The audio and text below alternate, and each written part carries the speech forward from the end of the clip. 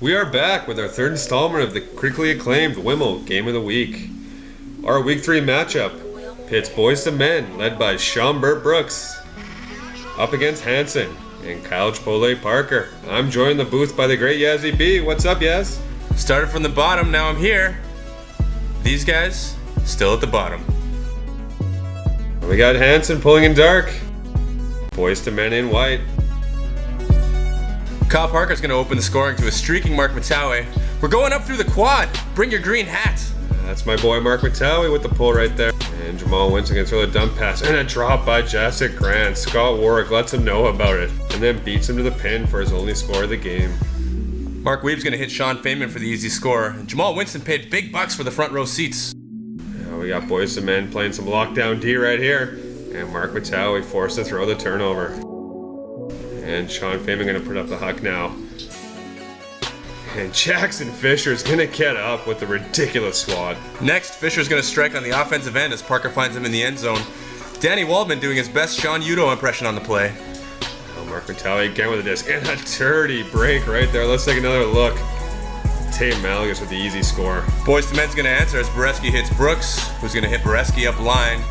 And tic-tac-toe for the score to Mark Weeb. Now Kevin Boreski making plays all over the field. He's going to find an uncontested Caleb Snyder in the end zone. More Boyz II Men as Josh Magnuson's going to hit Caleb Snyder for the big gainer. He's going to put it up deep. And say hello to my little friend. Kevin Boreski with the impossible grab and a definitive answer to the question, who would you rather? That's a great play right there. Tate Malagas with the sweet grab just short of the end zone.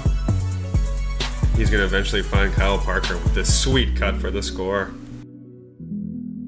Got Sean Brooks with this, and he's going to look middle for Kevin Boreski. And Boreski putting up the rare huck. And he shows us why with the turnover.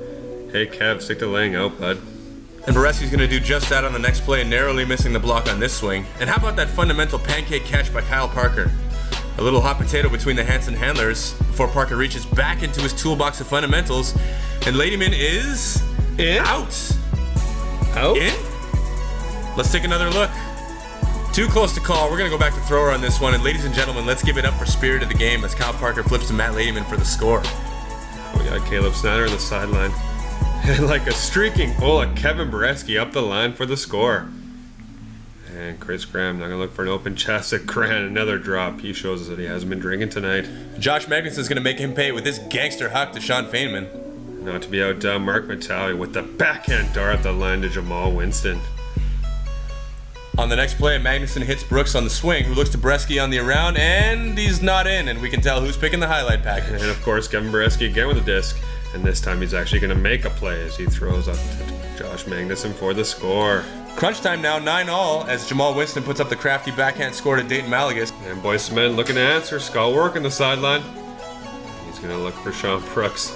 And he's going to throw up a piece of feces for the turnover. Oh, wait! Did he catch it? Wow, let's take another look. And on second viewing, the tape confirms the garbage score.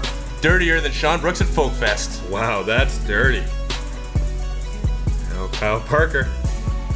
No time on the clock. Going to throw up the Hail Mary for the win.